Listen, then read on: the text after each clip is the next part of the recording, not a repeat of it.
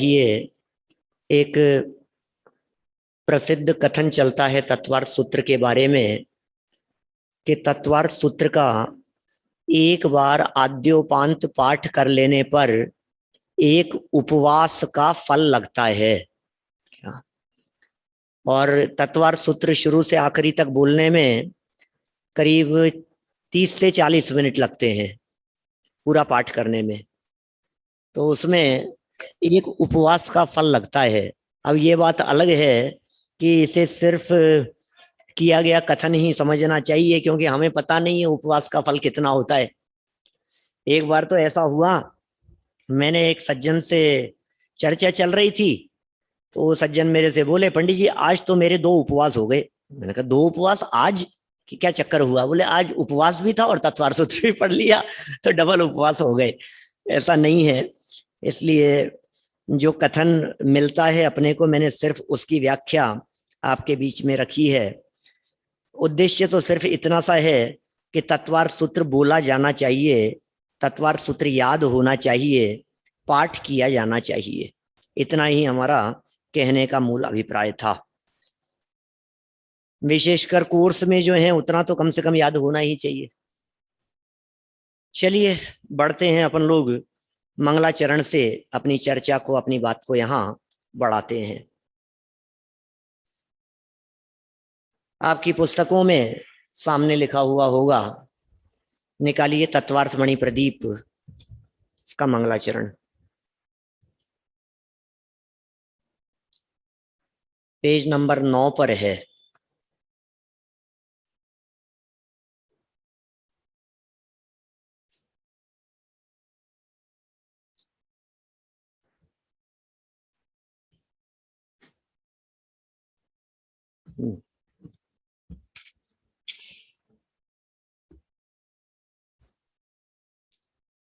हाथ जोड़ ले।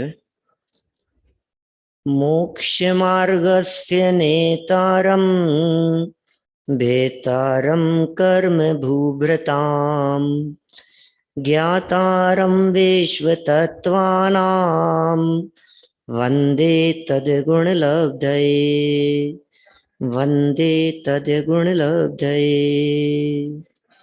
मोक्ष मार्ग के नेता एवं कर्म पर्वतों के भेदक और विश्व के सब तत्वों के ज्ञायक चेतन संवेदक, सद्गुण आप समान प्राप्त हो यही भावना भाकर देव, विनय पूर्वक करूं वंदना बारंबार जिनेश्वर देव, बारंबार जिनेश्वर देव।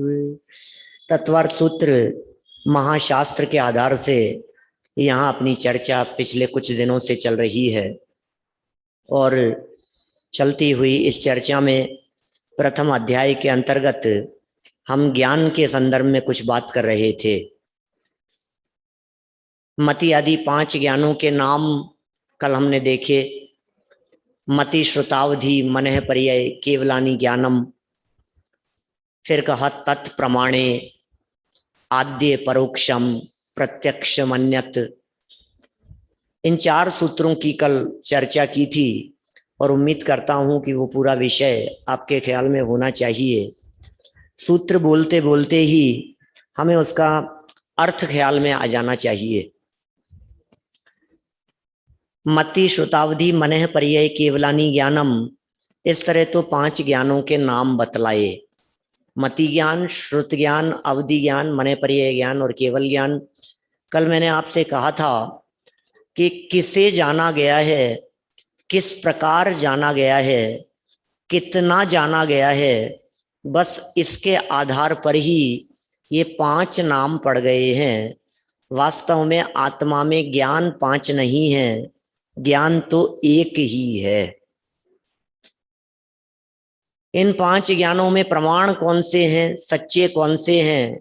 तो कहा 5 ही ज्ञान सच्चे हैं। इसके लिए तत्प्रमाणे कह करके पुकारा गया।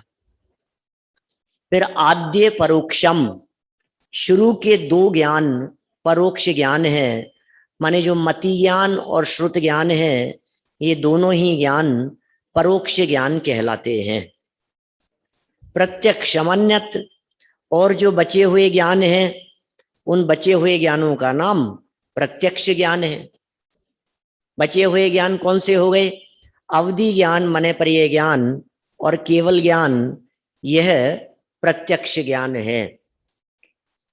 मति श्रुत दो ये परोक्ष, अक्ष मनते उपजाही, ये पढ़ा है हमने। और अवधि ज्ञान मन परिजय दो है देश प्रत्यक्षा। अवधि ज्ञान और मने पर्याय ज्ञान ये देश प्रत्यक्ष हैं, और केवल ज्ञान को सकल प्रत्यक्ष कहा जाता है। संयोग से जो चर्चा अपनी यहाँ चल रही है, वही चर्चा, ऐसा कोइंसिडेंट है कि हमारे शाम को रात्रि में जो पारस टीवी पर प्रवचन चलते हैं रात्रि 10 बजे, उसमें भी सेम टॉपिक चल रहा है टीवी पर। माने सेम मति ज्ञान, श्रुत ज्ञान, इन्हीं की चर्चा, प्रत्यक्ष परोक्ष ज्ञान की चर्चा। कल रात को मतलब एकदम ऐसा लग रहा था कि दोपहर में जो क्लास में पढ़ाया, वही क्लास में रात को 10 बजे भी रिपीट हो रहा था। देखिए यहाँ क्या कहा, ये जो अवधि ज्ञान, मने पर्याय ज्ञान और केवल ज्ञान है, यह डायरेक्ट होने वाले ज्ञान है। आत्मा से जो ज्ञान डायरेक्ट हो, उसका नाम है प्रत्यक्ष। और जिस ज्ञान के लिए इंद्रियों की जरूरत पड़े, इंद्रियों के सहयोग की जरूरत पड़े, उसका नाम है परोक्ष ज्ञान। मति ज्ञान और श्रुत ज्ञान इंद्रिय और मन के सहायता से जानते हैं, इसलिए यह ज्ञान परोक्ष ज्ञान कहलाते हैं। एक विशेष बात हमने यहाँ तत्वार्थ मणि प्रदीप के आधार पर आपको बतलाई थी कि यद्यपि ये ज्ञान परोक्ष ज्ञान है, लेकिन जब ये अपने आत्मा को जानने में प्रवृत्त होते हैं, तो ये ही ज्ञान प्रत्यक्ष ज्ञान हो जाते हैं। क्योंकि अपने आत्मा को जानना वो इंद्रियों के माध्यम से तो होता नहीं है। आत्मा को कैसे जानेंगे? अपने आत्मा को इंद्रियों से थोड़ी ना जानते हैं। ऐसा थोड़ी ना कि आत्मा चक्षु इंद्रिय के माध्यम से ज्ञान का विषय बनेगा। आत्मा को कर्ण इंद्रिय के माध्यम से सुन करके जान लिया हमने, तो कैसे जानेंगे आत्मा को? बोले जब चक्षु आदि समस्त इंद्रियों का कार्य रुक जाता है, मन का काम भी रुक जाता है, मन के विकल्प भी विश्राम को प्राप्त होते हैं, तो आत्मा पकड़ में आता है, आत्मा का अनुभव होता है। इस तरह से मति श्रुत ज्ञान को स्वानुभव प्रत्यक्ष भी कह सकते हैं अपन। मति श्रुत ज्ञान के माध्यम से जब आत्मा ज्ञान का विषय बनता है, तो वह स्वानुभव प्रत्यक्ष कहलाता है। तो जिन मति श्रुत ज्ञान को हम परोक्ष ज्ञान कह रहे थे, वे ही मति श्रुत ज्ञान आत्मा को जानने में प्रत्यक्ष भी हो गए हैं। ठीक है ना? इसी तरह से एक प्रत्यक्ष होता है साम व्यवहारिक प्रत्यक्ष। लोक व्यवहार में जिस प्रत्यक्ष का प्रयोग किया जाए, काम चलाने के लिए हमने अपनी आंखों से देखा, हमने कान से सुना, अरे मैंने चखा है, बिल्कुल खीर में मीठा नहीं है, आपको कैसे पता है? मैं चख के बोल रहा हूं, मैंने चखा है, प्रत्यक्ष देखा है, अपने अनुभव की बात कह रहा हूं, तो इसका नाम भी प्रत्यक्ष होता है। न्याय शास्त्रों में इसे साम व्यवहारिक प्रत्यक्ष कह करके पुकारा गया है। जो प्रकरण अपना यहाँ चल रहा है, इस प्रकरण में उमा स्वामी आचार्य ने मति ज्ञान और श्रुत ज्ञान, इन दोनों को परोक्ष ज्ञान ही कहा है। ये सब चर्चा कल अपनी हो चुकी थी, और इसी विषय को थोड़ा सा और आगे बढ़ा रहे हैं। सूत्र नंबर 13 से हम आगे बढ़ेंगे। कुछ पूछना तो नहीं है कल की चर्चा में? नहीं है ना ऐसी बात? नहीं तो अंत में फिर अपन दोबारा प्रश्नोत्तर सेशन रखेंगे, तब पूछिएगा। 13 नंबर सूत्र निकालिए, स्क्रीन पर दिखाइए, पेज नंबर 42 है। मति स्मृति संज्ञा चिंताभिनिबोध इत्यनर्थांतरम। बोलिए, मति स्मृति संज्ञा चिंताभिनिबोध इत्यनर्थांतरम। माने मति, स्मृति, संज्ञा, चिंता, ये सब शब्द अलग अलग दिख रहे हैं। मति शब्द सेपरेट दिख रहा है, स्मृति भी दिख रहा है, संज्ञा भी दिख रहा है, चिंता भी दिख रहा है। अभिनिबोध है, आगे एक शब्द अ निकलेगा, चिंता में अ और जुड़ गया तो चिंता अ निकल गया, अभिनिबोध। ये पांचवा शब्द है। पहला शब्द मति, दूसरा स्मृति है, तीसरा शब्द संज्ञा, चौथा शब्द चिंता और पांचवा शब्द अभिनिबोध। और ये सब क्या है? इति अनर्थांतरम। मति ज्ञान की चर्चा चल रही है, मति ज्ञान के नामांतर बतलाए जा रहे हैं, मति ज्ञान के पर्यायवाची बतलाए जा रहे हैं। मति ज्ञान के पर्यायवाची कौन कौन से हैं? कौन कौन से शब्दों को मति ज्ञान का पर्यायवाची कहा जा सकता है? 5 शब्द देने के बाद जो एक अंतिम शब्द दिख रहा है ना आपको, इत्यनर्थांतरम, इसको थोड़ा ध्यान से देखिए सूत्र का अर्थ करने के लिए। इत्यनर्थांतरम, इत्य इति अन अर्थांतरम, इति अनर्थांतरम, इति अन अर्थ अंतरम। कौन सा सूत्र लगेगा इसमें? इति कहां से निकला? इति और अनर्थ को जोड़ने पर इत्यनर्थांतरम, ये कौन से सूत्र से हो गया? व्याकरण का कौन सा नियम लागू होगा? संधि प्रकरण पढ़ लेने वाले विद्यार्थियों से पूछ रहा हूं, व्याकरण का संधि प्रकरण पढ़ रहे हैं ना आप? नयन सर पढ़ा रहे हैं आपको, कॉलेज में भी पढ़ रहे हैं, पढ़ा है आपने। बोलो कौन बतलाएगा? अनिका बतला रहे हैं, बतलाएं। भाई साहब यण संधि लगेगी यहाँ पे। यण संधि है ना? सूत्र कौन सा लगेगा? यण संधि कौन सा सूत्र है? सूत्र नहीं यार, सूत्र नहीं, इको यणची, इको यणची सूत्र है। और अपने आचार्य शर्म वर्म की कातंत्र व्याकरण है, उस कातंत्र व्याकरण में सूत्र दिया, इवर्णो यम सवर्णे न च परो लोप्य है, इकार का यकार हो जाता है। तो यहां यह हो गया इति, इस प्रकार, इति माने इस प्रकार, अन अर्थांतरम, अन माने नहीं, अर्थांतर। अर्थांतर क्या होता है? अर्थांतर जानते हैं? एक वस्तु के अलावा दूसरी वस्तु, जैसे इस आईपैड के लिए यह सामने रखा हुआ माइक, ये क्या है? अर्थांतर। एक अर्थ से दूसरे अर्थ की बात करना, ये अर्थांतर। जैसे क्षेत्र से क्षेत्रांतर कहते हैं ना, सुना कभी? क्षेत्र से क्षेत्रांतर। यहां रखी हुई चीज है, ये है, यहां रखी हुई चीज यहां से यहां आ गई, एक जगह से दूसरी जगह पर, यह कहलाता है क्षेत्रांतर। और एक वस्तु से दूसरी वस्तु पर, यह कहलाएगा अर्थांतर। अर्थांतर माने दूसरी वस्तु। तो सूत्र में क्या पढ़ रहे हैं अपन? अन अर्थांतर। क्या? अन अर्थांतर माने अर्थांतर नहीं है, इसका मतलब पर्यायवाची है।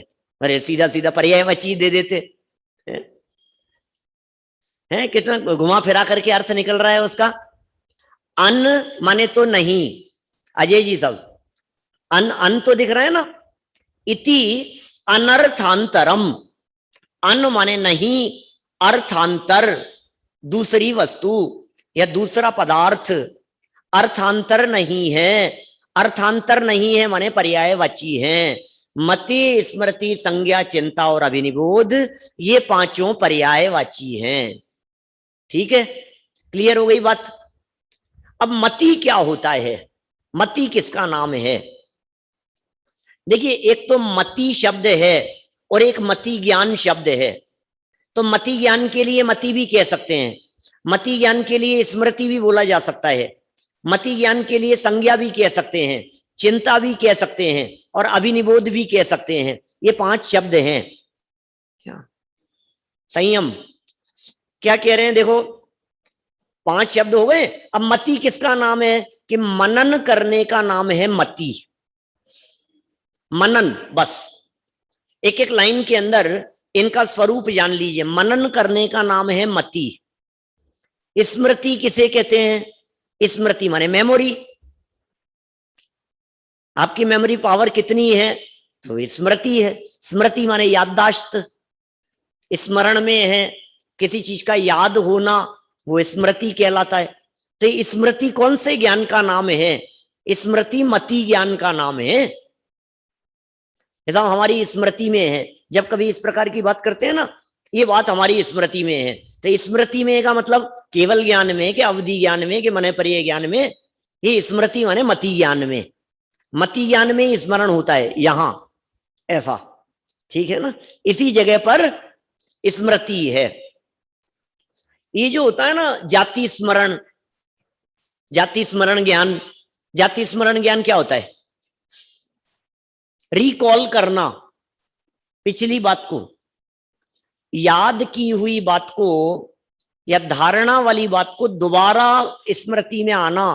पिछले कभी देखी हुई बात दोबारा याद आ गई, वो कहलाता जाति स्मरण। जाति स्मरण ज्ञान नियम से पिछले भव संबंधी ही होता है। किसी व्यक्ति को पिछले भव संबंधी कोई बात याद आ गई, उसे कहेंगे जाति स्मरण ज्ञान। अभी आपको बचपन की कोई बात याद आ गई तो आप ऐसा थोड़ी ना कहोगे जाति स्मरण है, उसे जाति स्मरण नहीं कहेंगे। बचपन की बातें याद होने को तो कहेंगे स्मृति, स्मरण। लेकिन जाति स्मरण किसका नाम? कि परंपरा से पिछले जन्मों की बातें याद आ गई, वो कहलाता है जाति स्मरण ज्ञान। जाति स्मरण ज्ञान फ्यूचर का नहीं होता, फ्यूचर का ज्ञान नहीं है जाति स्मरण। क्या होगा ये नहीं बता सकते जाति स्मरण ज्ञान वाले। पिछला क्या हुआ था सिर्फ वही बतलाया जा सकता है। कई लोगों को हो जाता है। लेकिन एक और नियम है जाति स्मरण के बारे में। ये जो जाति स्मरण होता है, यह जाति स्मरण सेनी पंचेंद्रिय जीवों को सेनी पंचेंद्रियपन कायम रहने पर ही संभव है। क्या कहा? जैसे कोई व्यक्ति पिछले भव में मनुष्य था, अब दोबारा इस भव में मनुष्य हो गया, तो मनुष्य से मनुष्य होगा तो उसे वो पिछली बात याद आ सकती है, पिछले जन्म की बात। और कई घटनाएं ऐसी घटती भी हैं दुनिया भर में। कई बार न्यूज़पेपर में आपने इस तरह की घटनाएं पढ़ी होंगी। पूरे दुनिया भर में 200 से ज्यादा घटनाएं ऐसी घट चुकी है जिनमें 2-3 साल का बच्चा हुआ और उसे पिछले भव की बात याद आ गई। जब वो बोलने लगा 1-2 साल का होकर के, तो ऐसी ऐसी बातें बताने लग गया कि लोगों को आश्चर्य, ये बोल क्या रहा है, ये कहाँ की बात कर रहा है। वो पिछले जन्म की बात बता रहा था।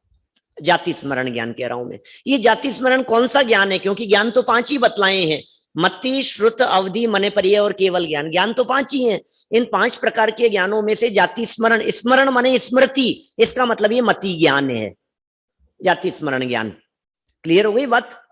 मति माने मनन, स्मृति माने स्मरण, याददाश्त। फिर तीसरा शब्द दिया है संज्ञा। ये संज्ञा क्या चीज है? संज्ञा क्या है? संज्ञा किसे कहते हैं? संज्ञा कहते हैं जोड़ रूप ज्ञान। संज्ञा माने संकलन, संज्ञा माने जोड़ना, जुड़ना, ये संज्ञा कहलाता है। इसे प्रत्यवि ज्ञान भी कहते हैं। न्याय शास्त्रों में आप लोग पढ़ रहे होंगे, पढ़ेंगे, न्याय दीपिका, परीक्षा मुख वगैरह में ये सब चर्चाएं। परीक्षा मुख के 3रे परिच्छेद में तो इन सब की काफी विस्तार से चर्चा की है। परीक्षा मुख में आएगा आप लोगों के कोर्स में। तो स्मृति, प्रत्यभिज्ञान, तर्क, अनुमान, ये सब परोक्ष प्रमाण के भेद हैं। स्मृति, प्रतिविज्ञान, तर्क, अनुमान, आगम।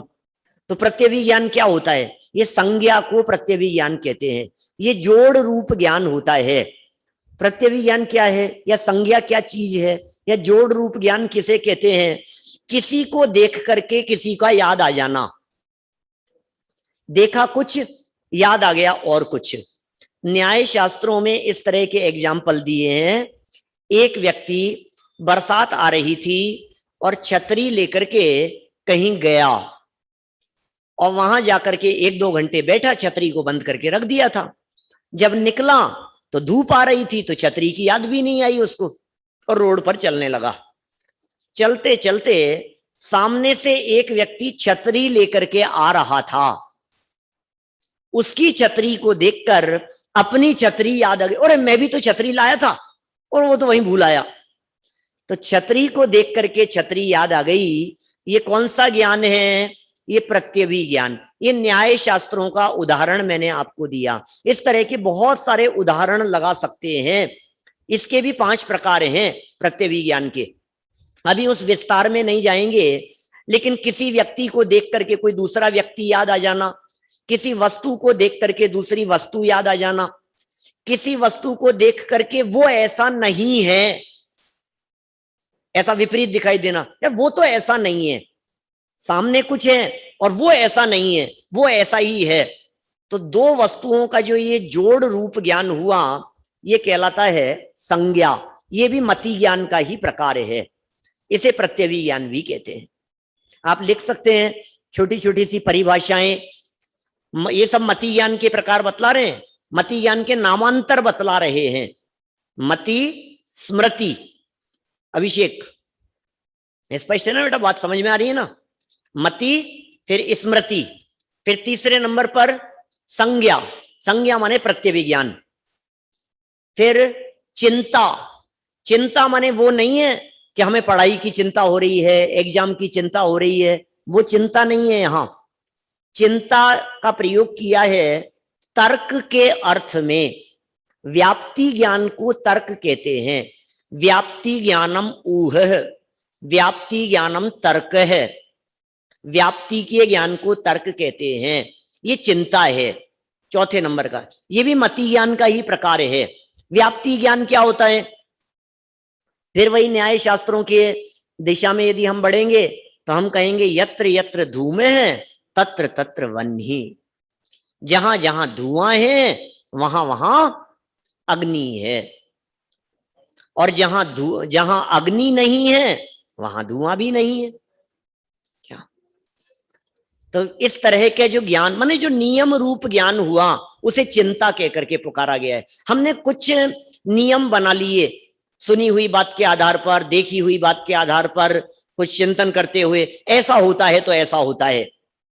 तो ये जो हमने दिमाग में सेट कर लिया, अपने ज्ञान में कुछ तर्क बना लिए, कुछ नियम बना लिए, ऐसा हो रहा है इसका मतलब ऐसा होता है। ऐसी आवाज तो तभी आती है जब ऐसा होता है, ऐसा तो तभी होता है जब इस प्रकार का होता है। ठीक है ना? उसे तर्क कहते हैं। यह भी मति ज्ञान का ही रूप है, मति ज्ञान का ही पर्यायवाची है। और अंतिम शब्द दिया अभिनिबोध।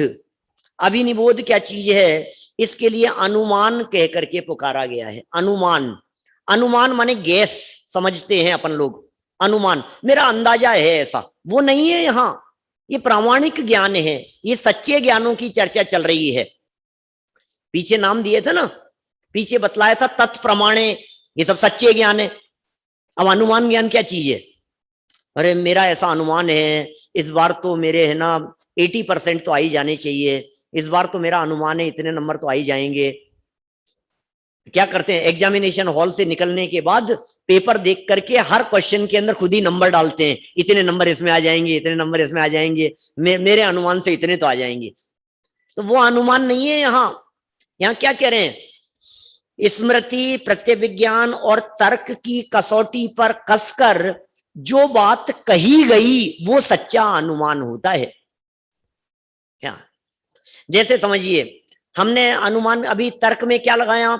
जहां जहां धुआं होता है वहां अग्नि होती है, ये तर्क दिया। फिर हमने छत पर खड़े होकर के देखा तो बहुत दूर हमारे को धुआं दिखाई दे रहा था, तो हमने क्या कहा? वहां अग्नि जल रही है। हमने ये कहा ना, वहां अग्नि जल रही है। आपने कैसे कहा? अग्नि तो दिख नहीं रही है। तो कहा नहीं, हम अनुमान से कह रहे हैं।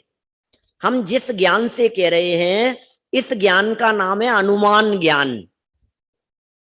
आपने कैसे कहा? तो जैसे भी कहा उसका नाम अनुमान ज्ञान है। और वो अनुमान ज्ञान झूठा नहीं है, वो सच्चा ज्ञान है। कभी कभी कितने प्रसंग ऐसे होते हैं, हम यहां बैठे हुए हैं और बाहर हमारे को कुछ आवाज आती हुई दिखाई दे रही है, रूम के बाहर, और आपने कहा लगता है बरसात आ रही है। कैसे कहा? अनुमान से कहा आपने, लेकिन क्या वो अनुमान झूठा है? नहीं है, क्योंकि उसी तरह की आवाज से आप अनेक बार अपने ज्ञान में निर्णय कर चुके हैं कि इस तरह की आवाज जब बरसात आती है तो पानी के गिरने पर इस तरह की आवाज होती है। आप रूम में बैठे हुए हैं, रूम बंद है, अंदर एसी चल रहा है, और बाहर आपने कहा अरे बिजलियां कड़क रही है। क्या? कैसे कहा आपने? बादल गरज रहे हैं, डुर्र आवाज आ रही है ऐसी। क्या? कैसे कहा आपने?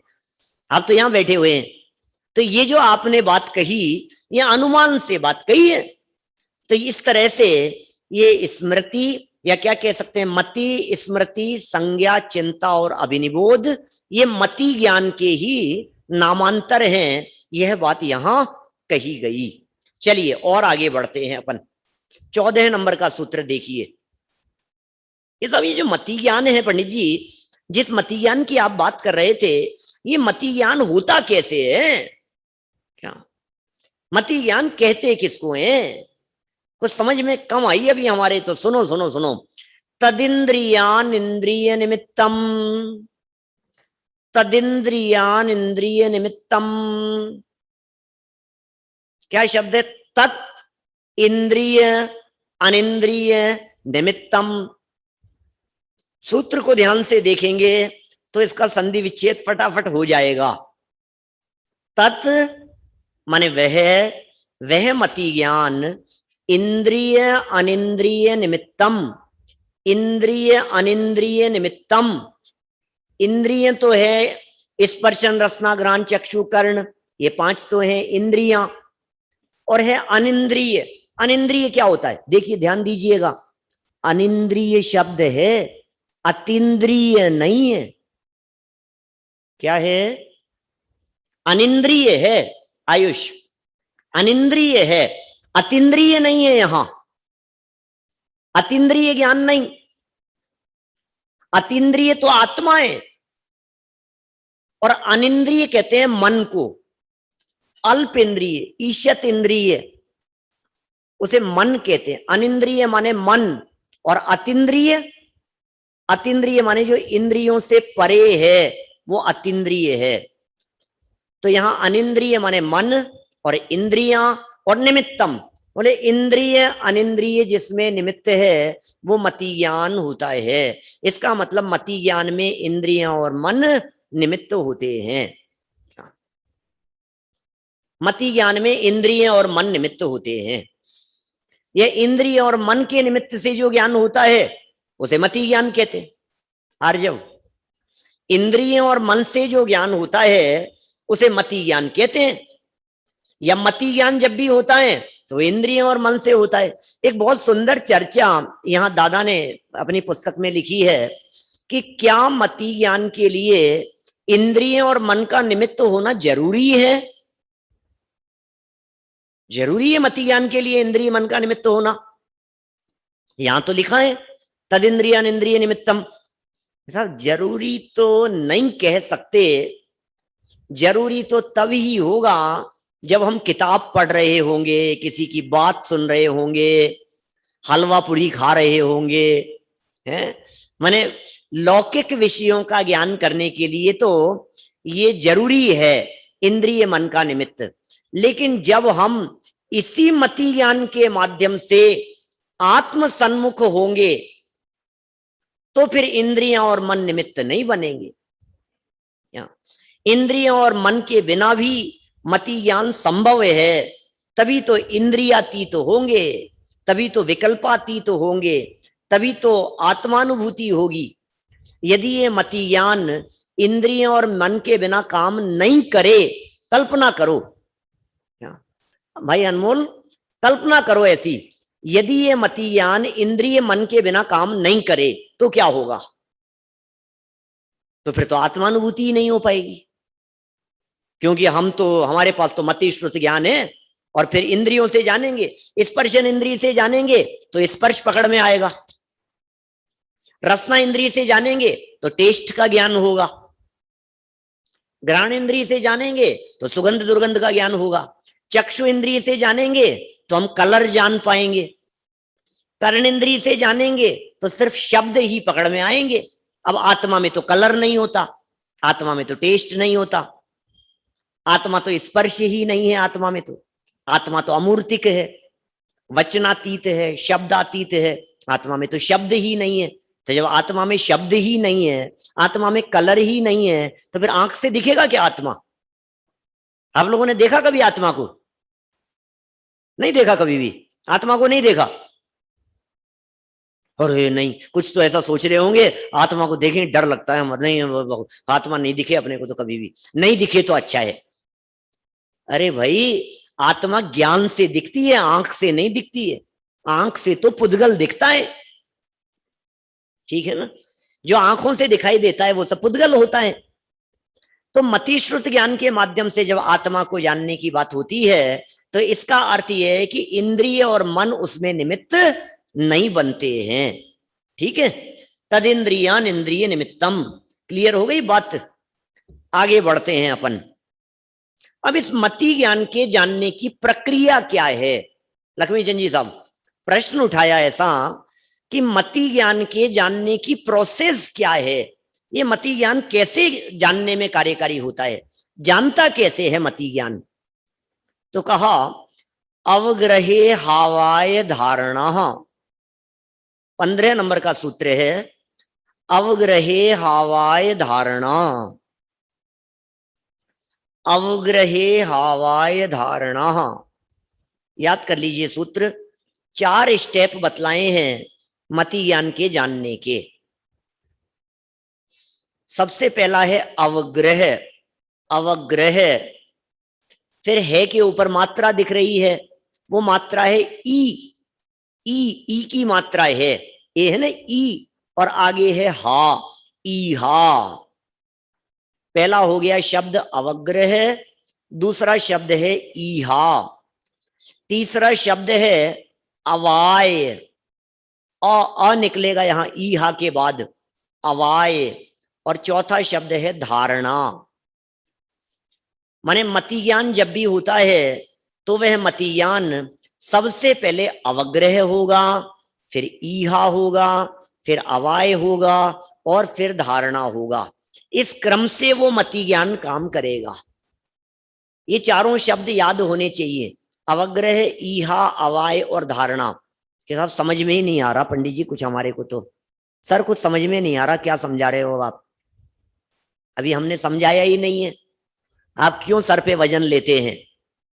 पिछला सूत्र समझ में आया था या नहीं ये बतलाओ। कि हाँ वो तो आ गया था, तो ये तो हमने समझाया ही नहीं है अभी।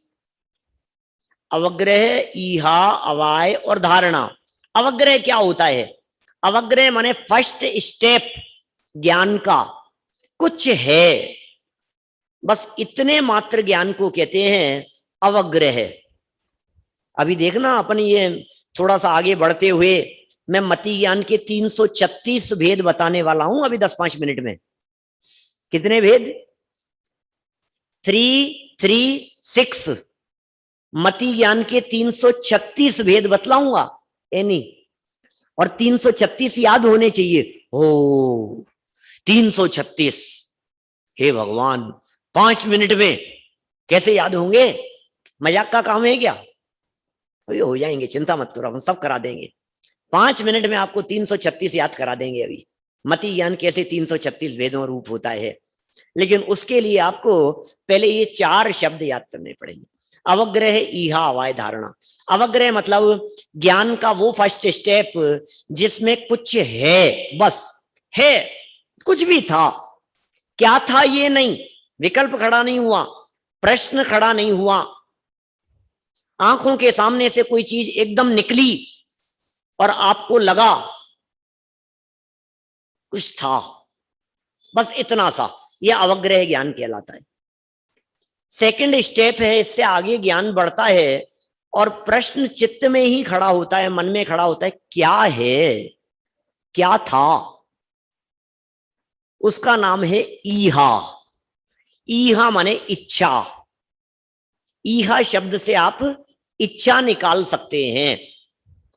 अवग्रह, ईहा, अवग्रह में कुछ है, जैसे चलते हुए पैर के कुछ टच हुआ, कितनी चीजें टच होती है, हम निकल जाते हैं दौड़ते हुए, अवग्रह होकर के रह जाता है। रोड पर दौड़ते हुए चल रहे हैं अपन, कितने पदार्थ अपने को दिख रहे हैं, जो दिख रहे थे दिख रहे, कुछ भी, अपन तो दौड़ते हुए निकल गए, अवग्रह होकर के छूट गया। और जहां थोड़ा सा एक स्टेप पर अपन रुके, क्या है, ये है या ये है, ऐसा है या ऐसा है, ये हो गई ईहा, ये ईहा कहलाएगा। फिर थर्ड स्टेप है अवाय। अवाय माने होता है निर्णय, नहीं यही है, इसका नाम है अवाय। और धारणा माने वो चीज दिमाग में सेट हो जाना, पक्का बैठ जाना, वो कहलाता है धारणा। चार बातें हो गई। उदाहरण से समझाऊं मैं इसको? देखो, किसी भी स्टेप पर लगा सकते हो, किसी भी चीज के बारे में लगा सकते हो। हमने कोई चीज हमें आंखों से दिखाई दी, अवग्रह हुआ, फिर हमने सोचा यार ये क्या दिख रहा है, ये क्या था, ये, उसमें हमने उपयोग लगाना शुरू किया, ये हो गई ईहा।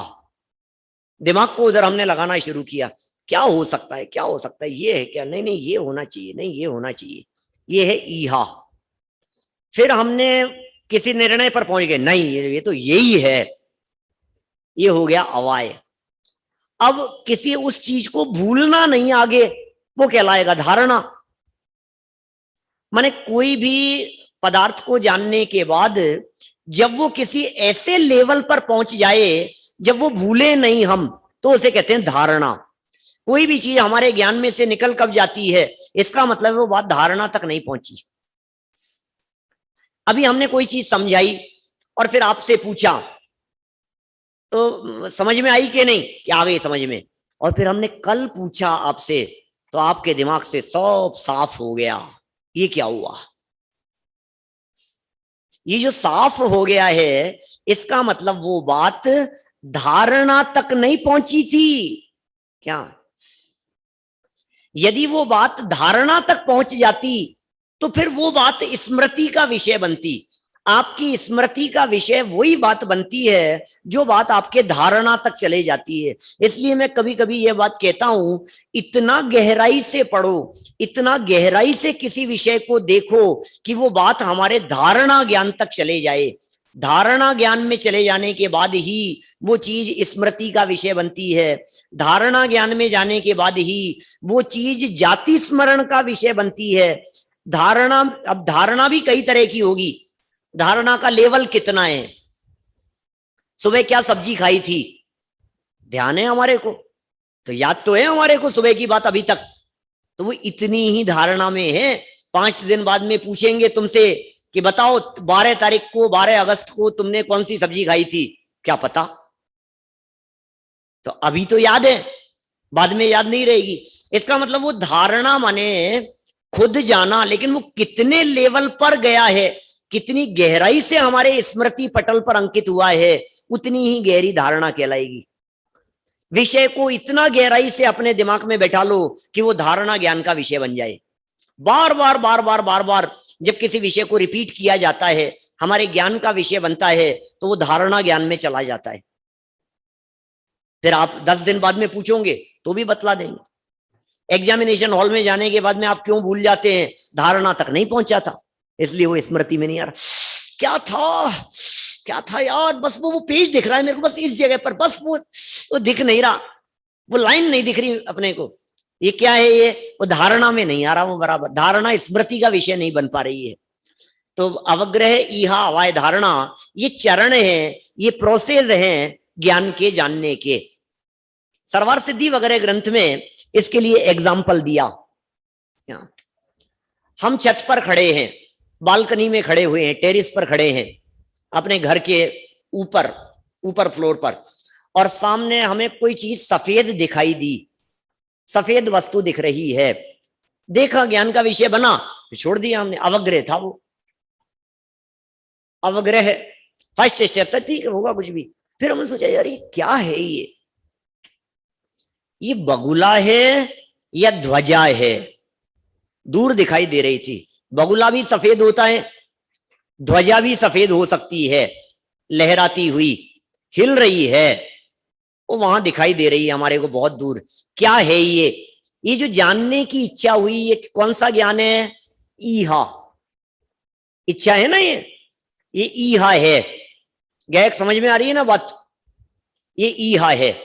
फिर और आगे बढ़े, अवाय किसका नाम है? अब हमने बहुत गहराई से देखा, 2 मिनट तक हम देखते रहे। तो वो जो ऐसे चल रही थी ना, क्या ऐसे के साथ साथ में कभी वो उछल रहे थे, कभी नीचे उतर रहे थे। तो हमने कहा अरे ये तो बगुले हैं। क्या समझ में आ रही है बात? हम निर्णय पर पहुंच गए कि बगुले हैं।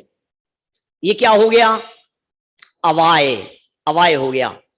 अब धारणा कब क्या कहलाएगी? कि अब बात तो खत्म हो गई, यहां हमने निर्णय करके समझ लिया उस बात को। अब दूसरे दिन कोई हमारे साथ में दोबारा छत पर खड़ा था और हम कुछ काम कर रहे थे। उसने कहा यार ये पता नहीं क्या है ये जो हिलता हुआ दिखाई दे रहा है। तो हमने कहा अरे वो तो बगुले हैं। क्या ये कैसे कह दिया आपने कि हम पहले निर्णय कर चुके थे? अवग्रह या अवाय के माध्यम से वो बात स्मृति पटल पर सेट हो गई थी, धारणा में चले गई थी वो बात। अब कोई व्यक्ति 15 दिन बाद में भी पूछेगा तो भी हम बता सकते हैं कि नहीं नहीं, अरे वो तो वहां झंडा लगा हुआ है, ध्वजा है वहां। तो निर्णीत चीज का नाम है, वो धारणा में चले गई है वो चीज। कितनी चीजें हमारी धारणा ज्ञान का विषय बनी रहती है। अवग्रह हो जाता है, ईहा हो जाती है, फिर अवाय हो जाता है। जैसे समझ लीजिए आम का स्वाद कैसा होता है, आपकी धारणा में है या नहीं है? अवग्रह या अवाय धारणा मतलब आप कई बार खा चुके हैं, आप मिश्री कई बार चख चुके हैं। इलायची का स्वाद जानते हैं कैसा होता है? इलायची, कई लोगों को तो स्वाद ही आ गया होगा। आ गया इलायची का स्वाद। काली मिर्च का स्वाद कैसा होता है? आर्जव, कैसा होता है काली मिर्च का स्वाद? अरे बहुत अच्छा लगता है। किसी को किसी चीज का स्वाद अच्छा लगता है, किसी को किसी चीज का स्वाद अच्छा लगता है।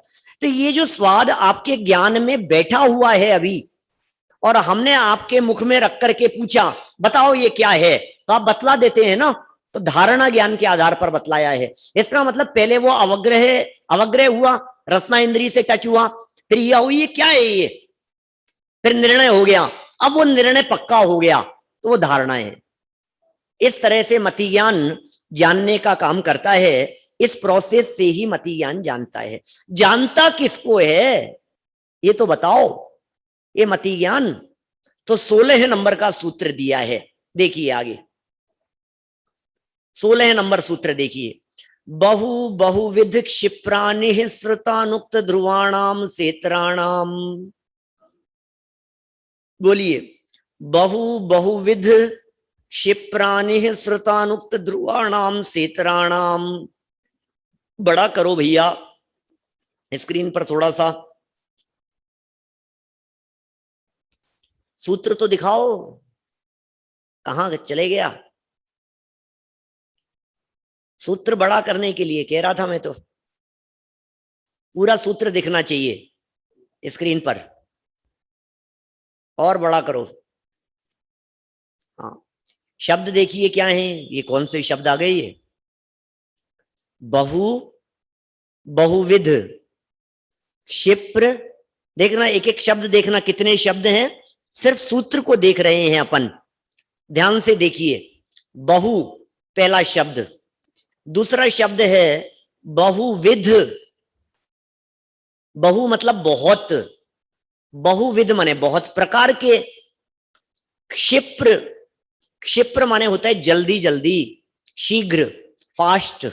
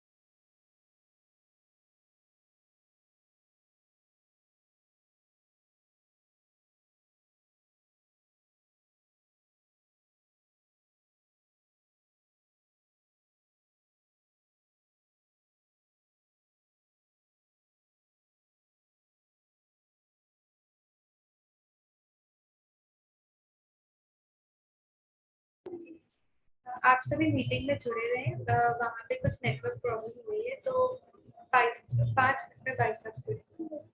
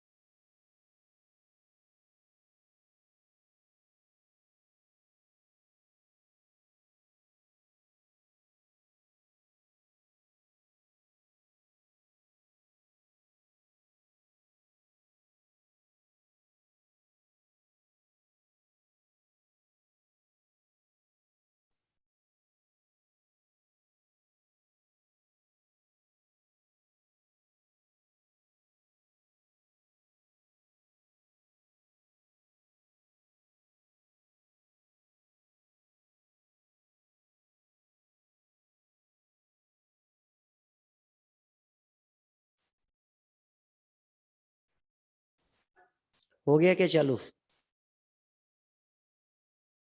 क्या चालू हुआ है? जी भाई साहब। ऑडियो वीडियो दोनों चालू हो गया? देख पा रहे हैं आप लोग? सुन पा रहे हैं? कोई रेस्पॉन्स मेरे को मिले तो। हाँ हाँ। ठीक है, चलो थोड़ा जूम कर लेना, उसको जूम कर लेना थोड़ा सा। चलिए, क्या चर्चा चल रही है अपनी? बहुविध क्षिप्राणि श्रतानुक्त ध्रुवाणाम सेत्राणाम। सूत्र देखिएगा अपनी पुस्तकों में। स्क्रीन पर यहाँ दिखाने की फैसिलिटी तो नहीं है ना अब? हाँ दिखा रहे हैं, कोई बात नहीं। बहुविध क्षिप्र का अर्थ हमने किया शीघ्र, अनिश्चित का अर्थ ढका हुआ। फिर एक शब्द दिया है आगे, अनुक्त। अनुक्त, उक्त माने होता है कहा गया, अनुक्त माने नहीं कहा गया। ध्रुवाणाम, ध्रुव। 6 शब्द हो गए हैं ये। पहला शब्द बहु, दूसरा बहुविध, पहला बहु, दूसरा बहुविध, तीसरा क्षिप्र, चौथा अनिश्चित, फिर अनुक्त और ध्रुव। 6 शब्द हो गए। इनके साथ में फिर आगे दिया सेतराणाम। सेतराणाम, से माने सहित, इतर माने अपोजिट, विपरीत। तो जो 6 शब्द दिए हैं, इन्हीं 6 शब्दों के अपोजिट भी लगाए जाएंगे, तो 6 से 12 प्रकार के पदार्थ हो जाएंगे। माने मतियान अवग्रह आदि के माध्यम से जिनको जानता है, वे 12 प्रकार के पदार्थ हैं। नीचे एक और सूत्र दिया है, अर्थस्य। अर्थस्य माने पदार्थ। ये सब पदार्थ के भेद हैं। बहुविध क्षिप्राणि श्रतानुक्त ध्रुवाणाम सेत्राणाम, ये पदार्थों के भेद हैं। पदार्थ होते हैं इस प्रकार के 6, और 6 इससे विपरीत। विपरीत नहीं समझ में आए होंगे? देखो, एक एक के अपोजिट भी करते हैं, फिर 2 मिनट में अभी इनको समझाता भी हूं। जैसे बहु, बहु का अपोजिट क्या होगा? सास। सास बहू, सास बहू की चर्चा नहीं है क्या? नहीं नहीं, ये बहु, बहु मतलब बहुत सारे। क्या? हाँ, और इसका अपोजिट होगा एक। बहु मतलब बहुत, तो इसका अपोजिट हो गया एक। बहुविध माने बहुत प्रकार के, इसका अपोजिट होगा एक विध, माने एक प्रकार का। बहुविध और एक विध। फिर इसी तरह से क्षिप्र। क्षिप्र माने शीघ्र, जल्दी जल्दी, और अपोजिट कर दिया तो कहेंगे अक्षिप्र। क्षिप्र माने तेज और अक्षिप्र माने धीरे। फिर अनिश्चित। अनिश्चित का अर्थ है ढका हुआ, और निश्रित हो गया, उल्टा करेंगे तो खुला हुआ हो गया, प्रकट। फिर शब्द दिया अनुक्त। अनुक्त माने नहीं कहा गया, और उक्त माने बोला गया। उक्त माने बोलना और अनुक्त माने नहीं बोला गया। ध्रुव माने परमानेंट, ऐसा स्थिर, और अध्रुव माने हिलता डुलता हुआ। तो इस तरह से ये 12 प्रकार के पदार्थ हो गए। अब इनके उदाहरण भी आप लगा सकते हैं, छोटे छोटे से यदि आप उदाहरण तलाशेंगे तो अपनी बुद्धि का प्रयोग करके भी इनमें बहुत तरह की बातें निकल सकती है, सामने आ सकती हैं। जैसे बहु मतलब तो बहुत सारी चीजें हो गई, मतलब संख्या की दृष्टि से 5, 10, 25 चीजें एक साथ दिखाई दे रही है हमारे को, ये बहु। एक बार में एक चीज दिखाई दे रही है, ये एक। फिर का बहुत प्रकार की चीजें दिख रही है, जैसे लगी हुई थाली। अब थाली में हमारे को क्या क्या दिख रहा है, सब एक साथ। जैसे सेना, तो सेना किसका नाम है? हाथी भी हैं, घोड़े भी हैं, सिपाही भी हैं, रथ भी हैं। ये बहुविध। और एक विध माने एक ही प्रकार के, जैसे चावलों का ग्रुप, चावल है बॉस, है ना। इसी तरह से क्षिप्र, क्षिप्र माने जल्दी जल्दी। कोई व्यक्ति तो जैसे अपन हिंदी भाषी है ना, तो कोई व्यक्ति इंग्लिश बोले फौरन, तो क्या क्या समझ में नहीं आती क्या बोलते, तो वो उसको भी पकड़ ले वे, वो मति ज्ञान, ये क्षिप्र मति ज्ञान। कि आप कितना भी फास्ट बोलो, पकड़ में आ गया। और धीरे धीरे बोलो, नहीं नहीं भाई साहब थोड़ा सा धीरे बोलो, धीरे बोलो, नहीं वो धीरे।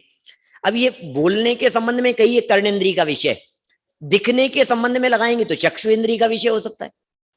सामने से कोई चीज बहुत फास्ट निकल गई, फिर भी हमने देख लिया, तो चक्षु इंद्रिय संबंधी ज्ञान हो गया क्षिप्र।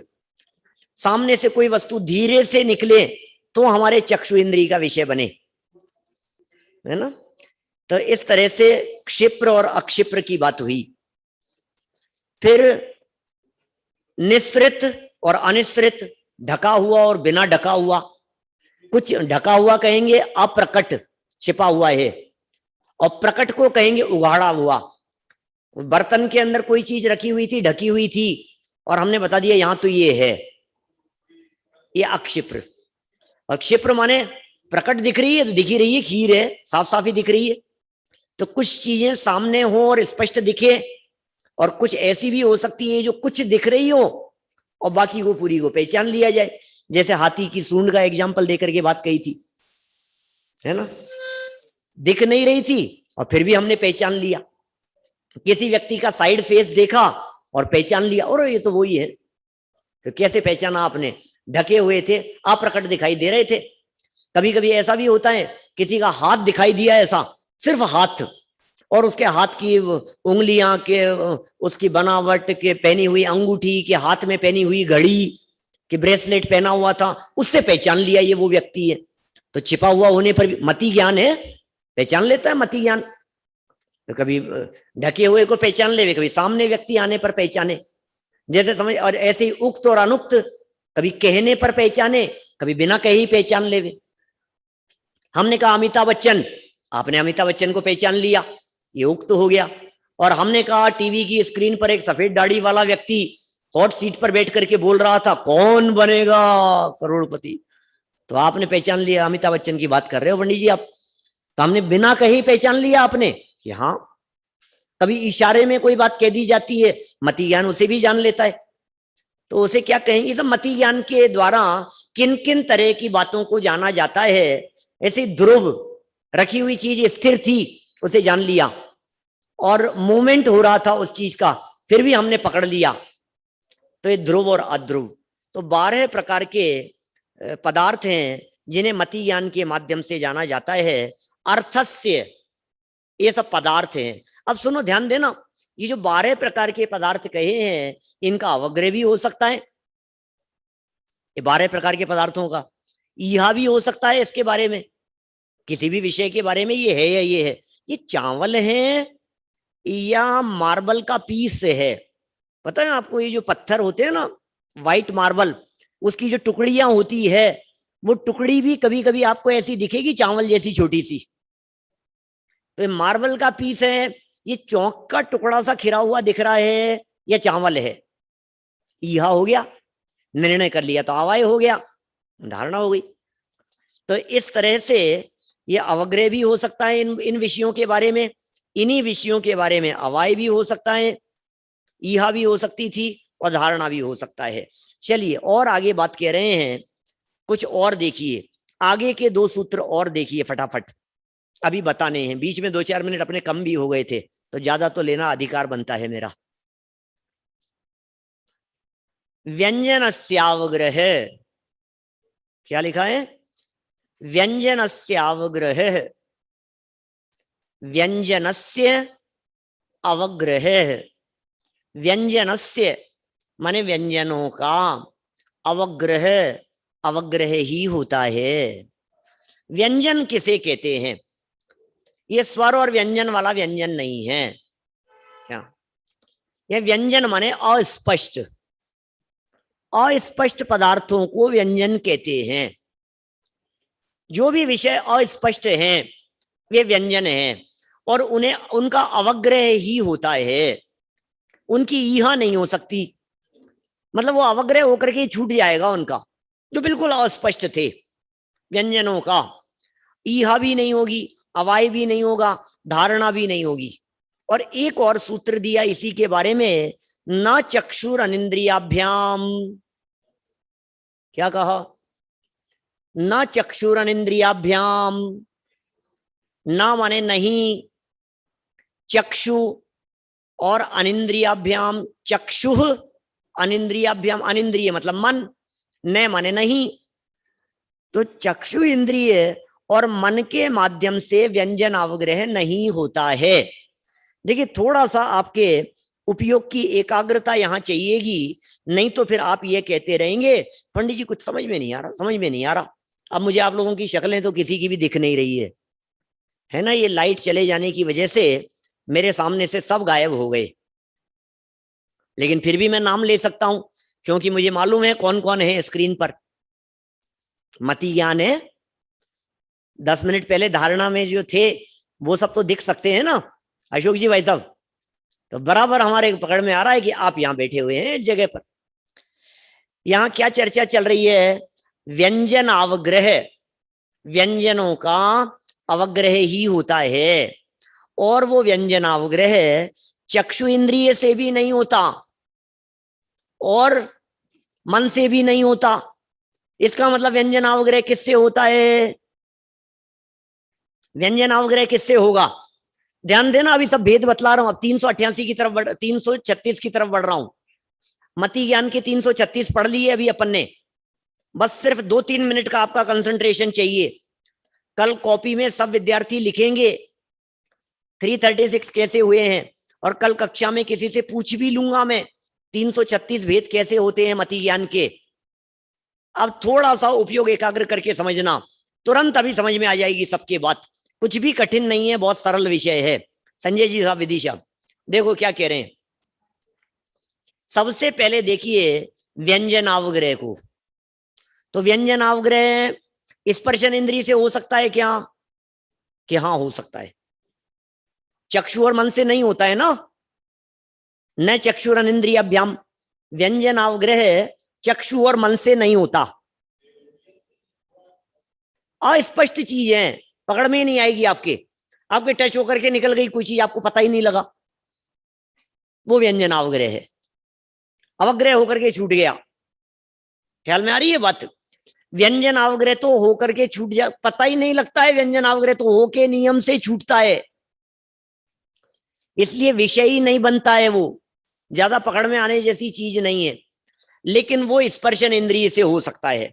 कोई चीज हमारे बिल्कुल गाल को छू करके निकल गई, लेकिन हमें पता नहीं लगा। कभी कभी ऐसा भी होता है, गाल पर बैठा होता है मच्छर और हमें पता ही नहीं होता है। क्या?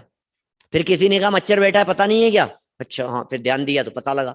तो जब वो पता नहीं लग रहा था तब वो व्यंजन अवग्रह था, स्पर्शन इंद्रिय संबंधी व्यंजन अवग्रह। ऐसे रसना इंद्रिय संबंधी व्यंजन अवग्रह, घ्राण इंद्रिय संबंधी व्यंजन अवग्रह, ठीक है ना? और कर्णेंद्रिय संबंधी व्यंजन अवग्रह। चारों इंद्रियों संबंधी हो सकता है व्यंजन अवग्रह। तो इन 4 इंद्रियों संबंधी जो व्यंजन अवग्रह हुआ वो 12 प्रकार की बातों का हो सकता है। वही जो अभी बतलाए थे, बहुविध क्षिप्राणि श्रुतानुक्त ध्रुवानाम क्षेत्राणाम। तो 12 प्रकार के पदार्थ और 4 प्रकार की इंद्रियों के माध्यम से। क्या हुआ, कुछ गड़बड़ हुई क्या माइक में? कुछ तो डिस्टर्ब हुआ है, फर्क कैसे भाई पड़ेगा? साहब क्लियर आ रही है। यहां से आ रही है आवाज? अच्छा, स्क्रीन ले आए मेरे लिए, धन्यवाद, वेरी गुड। चलो, लैपटॉप की स्क्रीन आ गई मेरे सामने, अब मुझे सब लोग दिखाई दे रहे हैं यहाँ। हम क्या बतला रहे हैं आपको? माइक भी एक आध शायद कुछ बंद हुआ है या चालू हुआ है, ऐसा कुछ डिस्टर्ब हुआ है, कहीं के कुछ स्पीकर का फर्क पड़ा है। ये बंद हो गया ना? हाँ, लोगों को भी सुनने में सब कैसे इतने बड़े। भाई साहब क्लियर आ रही है आपकी आवाज देखो। देखो, बहुआदि जो 12 प्रकार के पदार्थ कहे थे, उन बहुआदि 12 प्रकार के पदार्थों में 12 प्रकार के पदार्थों का चक्षु इंद्रिय से और मन से छोड़कर अवग्रह हुआ तो टोटल हो जाएंगे 48 प्रकार। माने स्पर्शन इंद्रिय से बहु का अवग्रह है। बहु का मतलब जिन जिन पदार्थों में को अपन ने बहु में शामिल किया है उनका अवग्रह है। स्पर्शन इंद्रिय से ध्रुव पदार्थों का अवग्रह है, व्यंजन अवग्रह है। तो इस तरह से सब में लगा लिया तो स्पर्शन इंद्रिय संबंधी 12 हो गए, रसना इंद्रिय संबंधी 12 व्यंजनावग्रह हो गए, घ्राण इंद्रिय संबंधी 12 व्यंजनावग्रह हो गए, कर्ण इंद्रिय संबंधी 12 व्यंजनावग्रह हो गए। अभी बतलाऊंगा थोड़ा सा, एक बार सिर्फ काउंटिंग गिन लीजिए आप, फिर और स्पष्ट होगा। 48 हो गए, क्लियर है? अब व्यंजनावग्रह का टॉपिक तो बंद कर दीजिए, व्यंजनावग्रह को तो रोक दीजिए, खत्म हो गई बात, क्योंकि ये तो अवग्रह के बाद में आगे बढ़ता ही नहीं है। तो व्यंजनावग्रह हो गया 48 प्रकार का। अब चलना है अपने को अर्थावग्रह से। तो अर्थावग्रह जो होता है वो ईहा में भी बदल सकता है। अर्थावग्रह जो होगा वो ईहा में बदल सकता है, ईहा अवाय में बदल सकती है, अवाय धारणा तक जा सकता है, और हो सकता है 5 इंद्रियों के माध्यम से और मन के माध्यम से। तो बस मल्टीपल कर लीजिए इन सबको। जैसे अपन ऐसा करते हैं, 12 प्रकार के पदार्थ 5 इंद्रियों और मन के माध्यम से हुआ अवग्रह है, तो कितने प्रकार का हो गया अवग्रह, अर्थावग्रह? वापस सुनना, धीरे धीरे सुनिए। 5 इंद्रियां और मन, अभिषेक, 5 इंद्रियां और मन 6 हो गए, इनका अवग्रह हुआ कितने पदार्थों का? 12 प्रकार के पदार्थों का।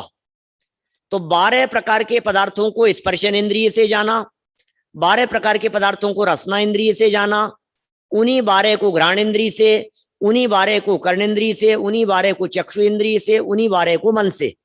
तो टोटल कितने हो गए? 72। 72 हो गए। लेकिन ये 72 तो हुए अवग्रह है क्या? जिन 72 पदार्थों का अवग्रह हुआ है उन्हीं 72 पदार्थों का अवाय भी हो सकता है, उन्हीं 72 का ईहा भी हो सकती थी, वही 72 धारणा के भी विषय बन सकते थे। तो 72 प्रकार का अवग्रह, 72 प्रकार का ईहा, 72 प्रकार का अवाय, 72 प्रकार की धारणा। नहीं हुए क्लियर? हमें तो कैसे कैसे कर रहे हो पंडित जी आप हैं? संकेत समझ में आ गई?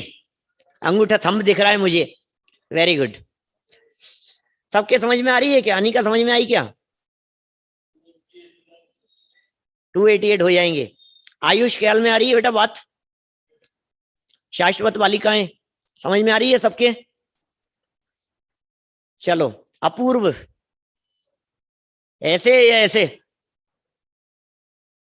गुड। चलो, अब देखो इनमें इनमें थोड़े से प्रयोग करो, किस तरह से प्रयोग बनते हैं। जैसे कर्णेंद्रिय का विषय बना, कुछ कोई पदार्थ कर्णेंद्रिय का विषय बना, जैसे शब्दों की बात कीजिए तो वो कर्णेंद्रिय का विषय भी बन रहा है और अवग्रह हो गया। तो ये 12 प्रकार के पदार्थों का अवग्रह हो सकता है। किसी भी प्रकार को, किसी भी बात को हमने कर्णेंद्रिय के माध्यम से जाना, किसी भी बात को हमने चक्षु इंद्रिय के माध्यम से जाना, इन्हीं सारे विषयों को, जैसे हमने कहा ये क्या है, उठाया, हाथ से उठाया, आपको पता लग रहा है कि ये क्या है? चक्षु इंद्रिय से नहीं देखा अपन ने, स्पर्शन इंद्रिय संबंधी ज्ञान हुआ कि नहीं? स्पर्शन इंद्रिय से इसे छू करके हमने जाना, अवग्रह। ईहा, ईहा भी क्या है यार, ये क्या है? ये हाथ में कोई चीज आ गई और हाथ में कभी कभी ऐसे लेकर के, हाथ में लेकर के बताओ क्या है, तो फिर हम उसको हाथ में ऐसे टच कर रहे हैं, क्या है क्या है क्या है, तो स्पर्शन इंद्रिय संबंधी ईहा हो गई। और ये तो पेपर है, नहीं ये तो कपड़ा है, नहीं ये तो नोट है, छू करके बता दिया अपन ने, तो अवाय हो गया, और नोट ही है, धारणा हो गई। ठीक है ना? तो 12 प्रकार के पदार्थों में ये सब बातें लागू होगी, स्पर्शन, रसना, घ्राण, चक्षु, कर्ण और मन। 12 प्रकार के पदार्थों को इन 6 से जाना जाता है तो 72 बन जाते हैं। और 72 प्रकार के अवग्रह, 72 प्रकार की ईहा, 72 अवाय और 72 धारणा होने पर 288 हो जाते हैं। 72 मल्टीप्लाई बाय 4, 72 को 4 से मल्टीप्लाई किया तो कितना होगा? 288। तो 288 तो ये सब हो गए। और व्यंजन अवग्रह संबंधी कितने थे? 48। तो 48 व्यंजन अवग्रह के और प्लस कर लो, तो मति ज्ञान के कितने भेद हो गए? ये होंगे 336। ये 336 भेद मति ज्ञान के बताए गए हैं। कुल मिलाकर के ये जितने भी भेद बतलाए गए हैं, एक बार जानने और समझने के लिए तो उपयोगी हैं, बाकी तो फिर ज्यादा उलझने की जरूरत हमारे को नहीं है। कुल मिलाकर के इतना समझ में आ रहा है हमारे को, या बहुत तरह से जानता है, दुनिया भर की बातें मति ज्ञान का विषय बन जाती है। लेकिन दुनिया भर की बातें मति ज्ञान का विषय बने, इसमें कोई बड़ी बात नहीं है। अनंत काल हो गया इन सब बातों को विषय बनाते हुए। जब समस्त पर पदार्थों से दृष्टि हटकर अपना ज्ञान दृष्टिगोचर होता है, ज्ञान में ज्ञान दृष्टिगोचर होता है, अपना ही आत्मा दृष्टिगोचर होता है, तब समझना चाहिए कि कुछ मति ज्ञान की सार्थकता हुई है। तब समझना चाहिए कि हमने किसी विषय को जाना है, अपने आत्मा को जानना ही जानना है। अरे ज्ञान में सारे जगत के पदार्थ विषय बने और ज्ञान में ज्ञायक विषय नहीं बने, तो क्या मतलब है ऐसे ज्ञान को? उस ज्ञान को ज्ञान कौन कहे जो ज्ञान ज्ञायक को नहीं जानता, जो ज्ञान ज्ञान को ही नहीं जानता? इस तरह से हम अपने ज्ञान के माध्यम से अपने ज्ञायक आत्मा को जाने, तभी हमारा यह ज्ञान मति ज्ञान सार्थक कहलाएगा। यही मति ज्ञान जब विशेष अवस्था रूप से बदलता है तो श्रुत ज्ञान में बदल जाता है। आज तो हमने मति ज्ञान के ये 336 की चर्चा की है, कल हम श्रुत ज्ञान की चर्चा भी करेंगे, अवधि ज्ञान की चर्चा भी करेंगे, मने परिय ज्ञान की चर्चा भी करेंगे। बहुत सारी नई बातें, क्योंकि मति और श्रुत के अंतर की भी विशेष बातें मुझे कल करनी है आपके बीच में। बहुत नई नई बातें आपको जानने को मिलेगी, कल चर्चा को आगे बढ़ाएंगे। अभी जनवाणी स्तुति बोलते हुए हम बात को यहीं विराम दे रहे हैं। निज निधि निज में बताई, यह अनंत उपकार है, उसके लिए जिन वाणी माँ को वंदना शत बार है, वंदना शत बार है। 9 बार।